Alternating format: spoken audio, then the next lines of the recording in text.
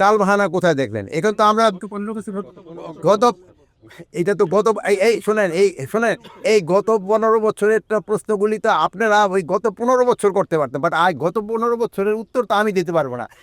এই যে আমাকে এখন যে হারে প্রশ্ন করতে পারতেছেন, এই প্রশ্ন কি আপনারা গত 15 বছর করতে পারছেন? এই ধরনের প্রশ্ন তো আপনি করতে পারেননি। আপনারা শোনেন, আমি বলি, আপনারা তখন স্বাধীনভাবে আমাদের যে কোনো ধরনের প্রশ্ন করতে পারেন। আগে যে কত ঘটনা ঘটছে গত 15 বছর, আপনার অনেক সময় মিডিয়া দিতেও পারেন নাই।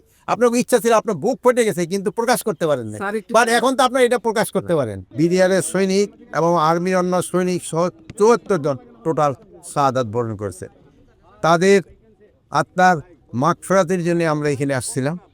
এখানে প্রতি বছরই আসা হয়, কিন্তু আজকের এইবারে একটু ডিফারেন্স হলো, এবার থেকে এটা শহীদ সেনা দিবস হিসাবে ডিক্লেয়ার করা হয়েছে এবং আমরা শহীদ সেনা দিবস হিসাবে এখানে আসছি।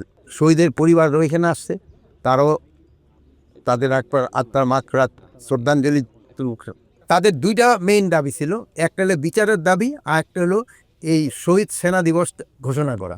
তা আমরা কিন্তু শহীদ সেনা দিবস ঘোষণা করেছি এবং আজকে শহীদ সেনা দিবস হিসাবেই কিন্তু পালন করা হচ্ছে। আর আরেকটা দাবি ছিল যে বিচার, ওই জন্য কিন্তু আমরা কমিশন করে দিয়েছি এবং কমিশনের 24শে জানুয়ারি থেকে মনে হয় শুরু হয়েছে কমিশনের কাজ। এটা তাদের 3 মাস সময় দেওয়া হয়েছে। তাদের রিপোর্টের বেসিসে আমরা যারা যারা দোষী সাব্যস্ত হবে তাদেরও বিচারে আওতায় নেওয়া হবে। হত্যা মামলা যাদের সাজা হয়েছিল, তারপরে বিস্ফোরক মামলার জন্য কিন্তু অনেক দিন তাদের সাজা ভোগ হওয়ার পরেও কিন্তু জেলে ছিল, কিন্তু তাদের কিন্তু অনেকেরই জামিন হয়ে গেছে। এখন আরও যদি এরকম থাকে, কোর্ট বসলে, এটা যেহেতু আমাদের হাতে না, এরা সম্মানীয় কোর্ট যদি তাদের জামিন দিয়ে দেয়, জামিন দিয়ে দিবে তাদের। গত 15 বছর কেন এটা ডিক্লেয়ার করে না, এটা তো আমার পক্ষে বলা সম্ভব না।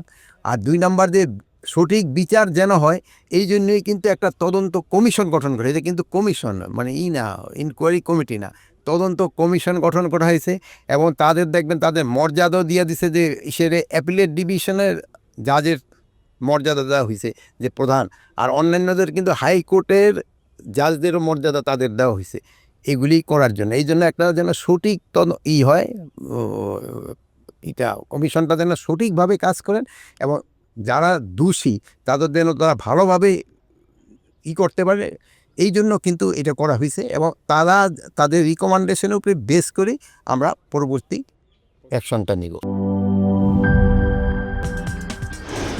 কি boss, vital match, tough opponent, tension?